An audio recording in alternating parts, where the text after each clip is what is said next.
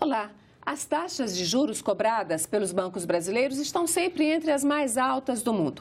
Mas existe uma alternativa, as cooperativas de crédito, onde pessoas ou empresas se unem para conseguir dinheiro a custos mais baixos. Para contar como anda esse segmento do mercado financeiro que está crescendo no país, nós recebemos Tiago Borba, que é o coordenador do ramo de crédito da OCB, a Organização das Cooperativas Brasileiras. Tiago, muito obrigada pela sua presença aqui no Agenda Econômica. Eu que agradeço pelo convite, Antônia. Então, começando, como é que está? Teve um crescimento grande do ano passado, de 2016 para cá.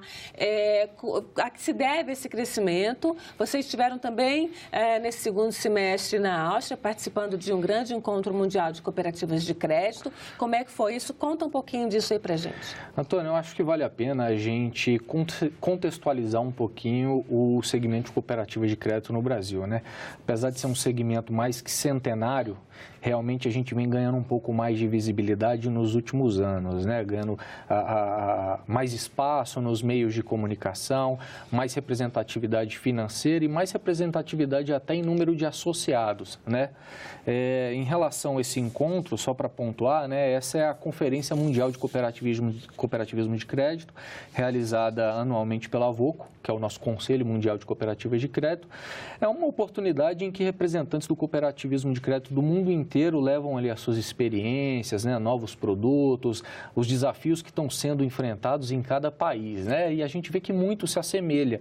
O que o cooperativismo de crédito europeu tem passado, o cooperativismo brasileiro também tem passado. Obviamente, num grau de evolução um pouco maior, pelo tempo em que existe o cooperativismo de crédito lá naquele continente. Você falou aí dos números, né, que está crescendo em termos de associados. A gente tem uma tabela aí que eu queria mostrar para o telespectador, certamente vai ajudar um pouco para mostrar o tamanho desse segmento, né? A gente tem 8 milhões, quase 9 milhões de associados no Brasil, mas a gente tem 235 milhões de associados no mundo, para dar um pouco esse estado da arte Brasil-mundo. Ativos totais, 48,2 bilhões no Brasil e 1,8 trilhão no mundo.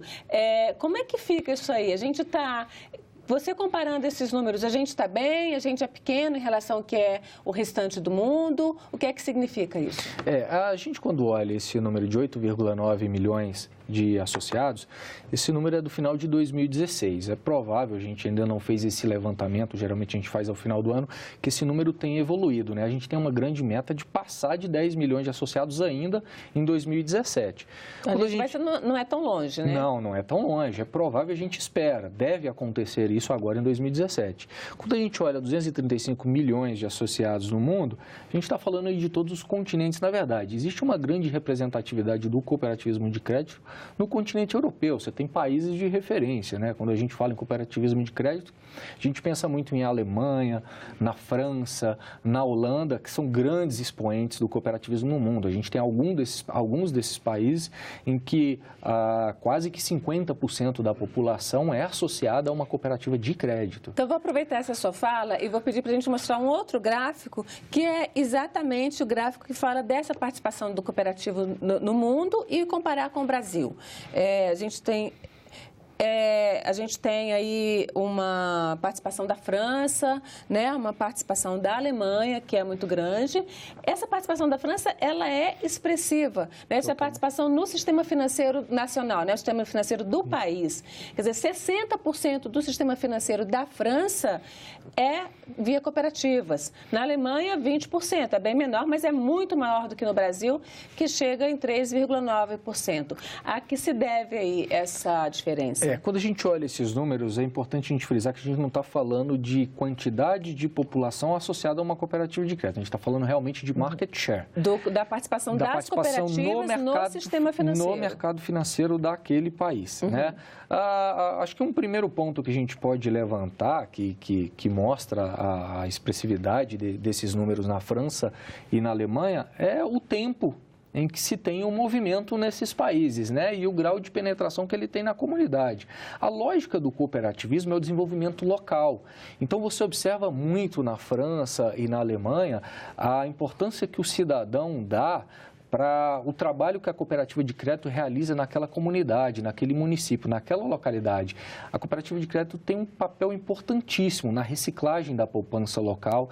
Um dos princípios, inclusive, do cooperativismo é o interesse pela comunidade. Então, o cooperativismo de crédito ele tem um interesse em desenvolver aquela região. Então, isso já está muito enraizado, acho que no dia a dia, no viver do europeu. A gente tem essas duas referências que realmente a gente sempre utiliza quando vai falar na expressão do cooperativismo de crédito no mundo, né? Isso significa que o investidor, quem tem um dinheirinho que pode botar numa poupança, em lugar de comprar aquele título que está rendendo mais, ele investe na cooperativa? Sem sombra de dúvida, né? Não só por ideologia, porque eu acho que o cooperativismo de crédito ele tem uma parte ideológica que é muito importante, né? Esse interesse pelo desenvolvimento social, econômico e financeiro do seu associado, mas também pelas vantagens que são oferecidas pela cooperativa para o seu associado. Cooperativa de crédito, por lei, inclusive, ela não tem objetivo de lucro, né? Então, a cooperativa de crédito, ela nunca vai cobrar uma taxa mais alta, ou seja, nunca vai trabalhar num spread maior para acumular aquela riqueza ao final do exercício, porque a cooperativa ela não pode reter isso. E essa riqueza ela vai ser dividida entre o que tiver de riqueza vai ser dividida entre os cooperativos? Ela deve ser dividida, né? O cooperado ele participa da gestão da cooperativa. Anualmente, no momento em que se vai definir a destinação daquele resultado, daquele excedente, o cooperado ele é chamado em uma assembleia para deliberar como que vai ser dividido aquele resultado. Diferente, obviamente, de todas as instituições financeiras convencionais, onde você tem um grupo de acionistas que decide para quem e quanto vai para cada um daqueles acionistas. Vamos ver, então, essa representatividade no Brasil, né? Se a gente pegar e dividir, como é que está essa... Falar um pouquinho desse histórico, né? Como é que estão as cooperativas distribuídas no Brasil, né? A gente tem um gráfico em que a gente mostra essa divisão por regiões, né? E depois o percentual no país todo, né? Não é esse gráfico, é o gráfico onde a gente tem o mapa do Brasil. Vamos já trocar, né? Isso é o gráfico dos municípios. A gente tem aqui, e aí a gente fala um pouquinho da história, né? No Sul, 91% das cooperativas estão na região sul, depois, né, 54% sudeste e centro-oeste. Eu queria depois que você falasse dessa coincidência aqui, centro-oeste e sudeste com 54%. Bom, essa conta está... Você vai ter que explicar essa conta para a gente um pouquinho. Nordeste, 22% e Norte também, 22%. Explica isso aí para a gente. Aqui, Antônia, esses percentuais, eles dizem respeito à quantidade de municípios atendidos fisicamente por uma cooperativa de crédito. Certo. Então, a gente está dizendo que na região sul, nos estados da região sul, 91% daqueles municípios você tem uma cooperativa de crédito ou um posto de atendimento. O que é muito. O que é muito. A gente está falando quase da integralidade dos municípios daquele estado. Uhum. Quando a gente vai para as regiões centro-oeste e sudeste, a gente está falando em 54%. Obviamente, são duas regiões com uma quantidade infinitamente maior de municípios, né? Quando a gente pega a região sudeste, ali a gente pega estados altamente expressivos na quantidade de municípios, mas mesmo assim, 54%, em 54% desses municípios você tem uma estrutura física. Agora, isso aqui dá uma ideia da penetração das cooperativas na população. Se você tem 91% dos municípios não são atendidos com digamos assim, agências de atendimento de cooperativa, é porque você tem uma demanda. Sem dúvida. E no Norte e no Nordeste, bem menor. A que se deve essa diferença? As regiões Norte e Nordeste são regiões que começaram a ser, eu não diria buscadas, mas começaram a ser exploradas, obviamente não de maneira pejorativa, pelo cooperativismo de crédito recentemente. A gente tem buscado uma atuação lá, tem se intensificado, tá? Se a gente fizesse um corte temporal ali, provavelmente aquele percentual de 22% dos municípios da região Nordeste e Norte, há 5, 6 anos atrás, seria um percentual bem menor, né? Seria um número bem menor de municípios atendidos, e a gente tem conseguido, nos últimos anos, ir em busca de mais espaço físico, ocupar mais os municípios das regiões Norte e Nordeste. As instituições, inclusive, que trabalham a representação do cooperativismo, que são as unidades estaduais da OCB e a própria OCB, procuram até parcerias com instituições internacionais. No caso, acho que vale a pena a gente falar sobre a DGRV, que é a Confederação Alemã de Cooperativas. A gente tem um projeto específico para desenvolvimento do cooperativismo de crédito nas regiões Norte e Nordeste. Vamos ver o tamanho disso quando a gente pensa no país todo? A gente tem um outro gráfico que mostra o atendimento em geral do país. né, das operações de crédito. Não é ainda esse, não. É um outro gráfico que tem o total das cooperativas de crédito. É aquele de 45%. Tem 40, isso, esse aqui. Então, isso aqui, na verdade, a gente tem, quando a gente pensa no país todo, a gente tem isso aqui, né? Isso, a gente tem, Antônia, 45% dos municípios brasileiros com presença física de cooperativa. Aqui o que é pouco. O que é pouco, mas a gente tem que fazer um parêntese. A cooperativa, ela tem a chamada área de atuação em seu estatuto. E hoje, com o desenvolvimento de novas tecnologias, não necessariamente você se dirige até uma agência, vamos falar do mercado tradicional, você não se dirige até uma agência bancária para ter acesso a produtos e serviços. Hoje, pelo mobile, pelo internet bank, você consegue ter acesso a esse tipo de solução. E vocês estão no internet bank? Temos trabalhado essas soluções tecnológicas. Obviamente, hoje, quem não trabalha essas soluções tecnológicas não consegue se manter no mercado. Só para pontuar aqueles 45%, se a gente fizer uma leitura de toda a área de atuação do segmento de cooperativas de crédito no Brasil, nós temos área de atuação em 95% dos municípios brasileiros. Então, nós podemos... não são agências, não são estruturas físicas, são estruturas físicas. Temos buscado uma presença física próxima ao cooperado, porque isso é até um diferencial, né? Esse atendimento mais pessoal. Mas, quando a gente olha aquele 45%, a gente se assusta um pouquinho. Mas vocês só estão em metade dos municípios brasileiros? Não, a gente tem atuação em 95%. E outro ponto que a gente tem que ressaltar, em 564 municípios brasileiros, ou seja, quase 10% ou mais de 10%, a gente tem presença exclusiva. Você não tem nenhuma outra instituição financeira naquela localidade. É só a cooperativa de crédito. Isso é muito grande. Então, eu queria pontuar com você...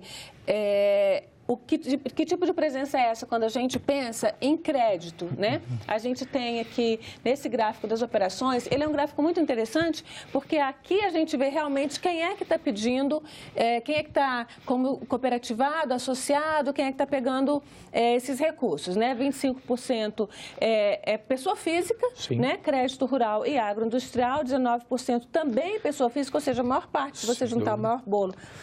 Pessoa física, empréstimos sem consignação, que é aquele empréstimo que você não tem garantia de folha, você tem outros recursos.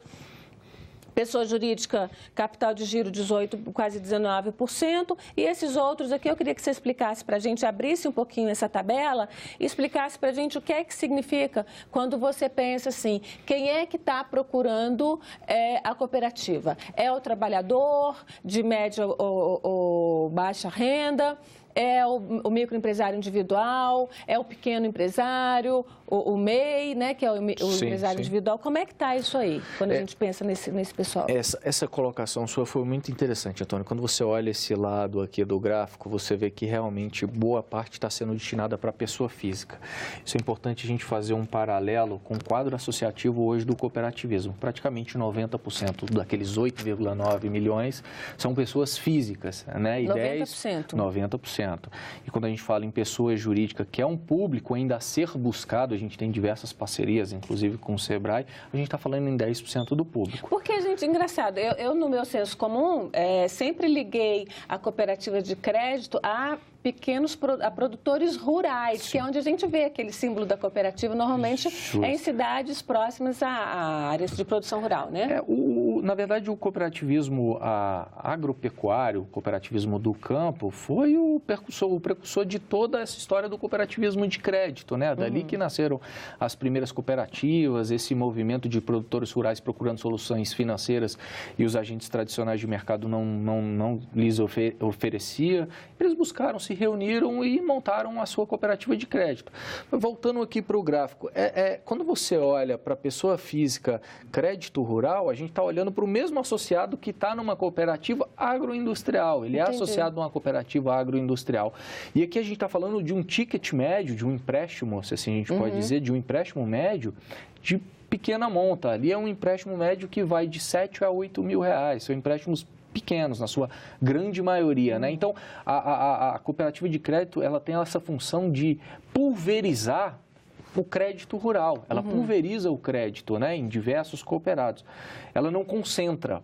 quando você olha a distribuição em boa parte do crédito rural hoje no país, ele é concentrado em grandes produtores, em grandes empresas. O cooperativismo de crédito ele tem o papel de pulverizar. Você está falando aí que a pessoa que procura o crédito, porque normalmente ela não consegue, ela não atende às diversas demandas de um grande banco, por exemplo. Ela não é um cliente interessante, os bancos não querem o risco daquela pessoa. Né? E aí a gente pensando, o crédito, quando você pensa no crédito cooperativado no Brasil, a gente viu, né, até lá no site de vocês, que se fosse um banco, se você juntasse todas essas cooperativas e fosse um banco, seria o sexto maior banco do país, né?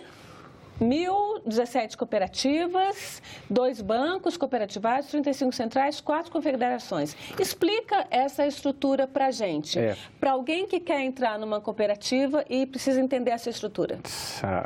Quando a gente olha esse número, né, esse ranqueamento, mostra a imponência do cooperativismo. Óbvio, a gente ainda tem muito espaço ainda, não a gente ainda tem muito a avançar. Tão grande. Não, geralmente, quando a gente fala, a gente solta essa informação para alguém e o pessoal se assusta.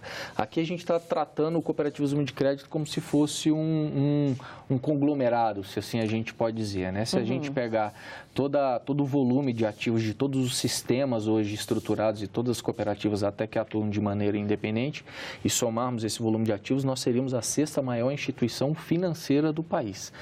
Quando a gente fala em 1.017 cooperativas, ali a gente está falando de cooperativas singulares, que são aquelas cooperativas que a gente vê na rua, né? A agência com a porta para a rua, que é a cooperativa que realmente atende o cooperado, que é onde o cooperado vai lá e busca as soluções, que busca seu empréstimo, que faz o seu depósito, que pega o seu talão de cheque, recebe seu cartão de crédito. É aqui que existe o atendimento do cooperado. São 1.017 cooperativas singulares e é importante fazer também um desdobramento desse número. Além dessas 1.017 cooperativas singulares, que são estruturas, nós temos mais de 4.500 pontos de atendimento, postos de atendimento. Ou seja, essas cooperativas, elas estão em vários locais. Vários lugares. Cada cooperativa pode ter determinado número, ela define quantos números de postos de atendimento ela pretende ter naqueles municípios da área de atuação que está previsto no Estatuto. Ok. Esses bancos, como é que é um banco cooperativo? O banco cooperativo, a gente está falando de 2 bancos, né? O Bancob e o Banco Sicredi. Esses bancos, na verdade, são bancos controlados pelas cooperativas. Esses bancos, eles não atuam com o cooperado.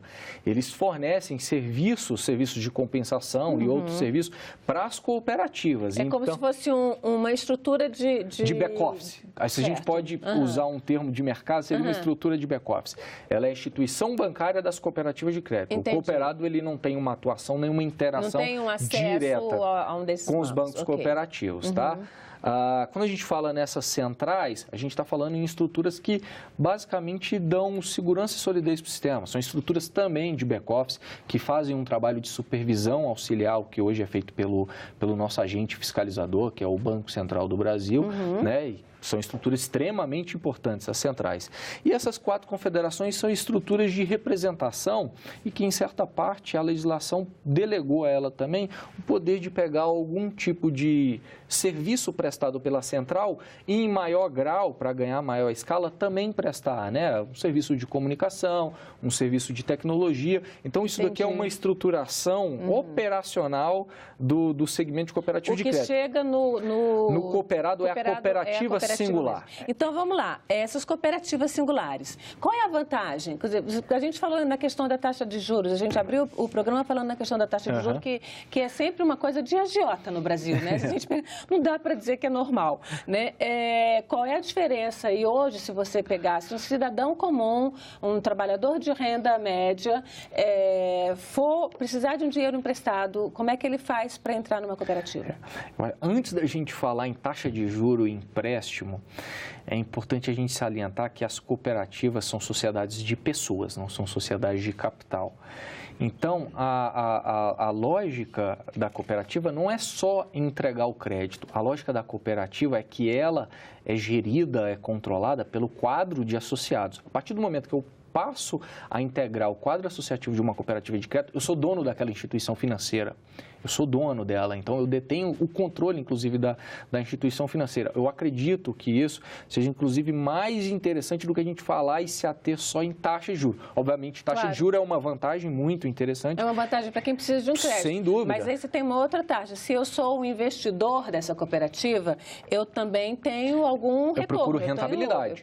Certo. Eu procuro rentabilidade. E nesses dois caminhos, né, do perfil na lógica do tomador e na lógica do investidor, as cooperativas elas sempre buscam oferecer vantagens superiores ao do mercado tradicional, porque senão não faz sentido eu me associar a uma instituição financeira, fazer parte, apostar numa instituição financeira e ter uma solução ali pior do que eu teria tomando no mercado. Mas vamos pensar então pela lógica do tomador de crédito. Se o objetivo da cooperativa é, de certa forma, dar um apoio, né, para quem precisa de recursos, né, ela não pode ter ela não tem lucro, então ela não pode cobrar uma taxa de juros muito alta dessa pessoa. Isso, as cooperativas elas tendem sempre a trabalhar com taxas de juros inferiores ao mercado. O que seria isso hoje? Metade da taxa de juros do mercado? Foi realizado um estudo pela área técnica e econômica da OCB. Né? Isso, e a gente fez uma comparação com os outros players do mercado.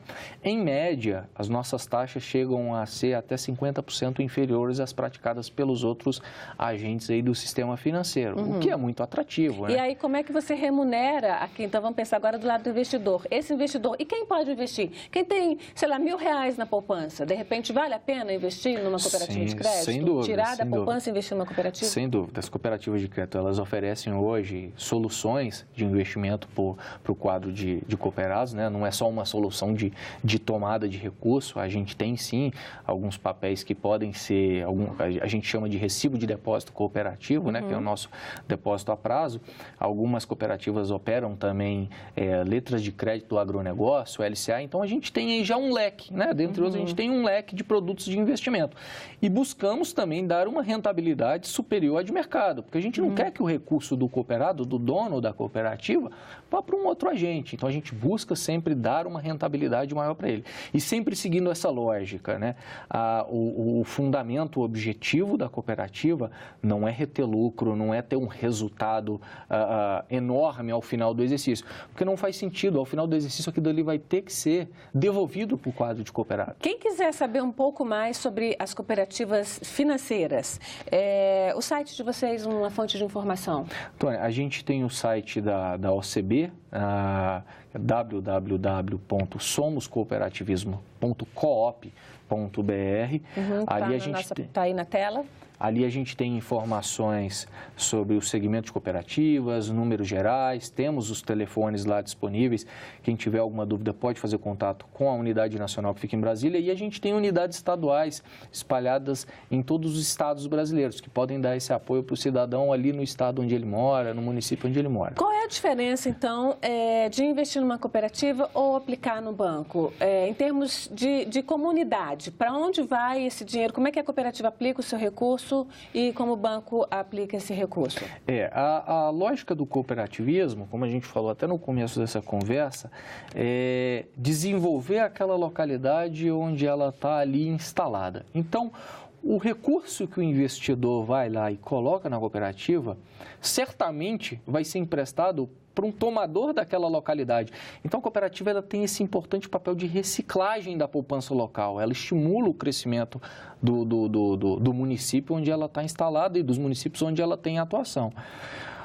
Você, quando olha sob a perspectiva de outros agentes de mercado, você faz a captação em um município na região norte, no estado da região norte, e aquele recurso que lá foi captado, ele possivelmente vai ser investido numa empresa que está situada na Avenida Paulista. Ou na China, né? Ou na China. Vai gerar emprego lá na China, né? Então, você não tem esse ciclo, né, virtuoso do recurso girando ali no município onde a cooperativa, a instituição financeira cooperativa está instalada.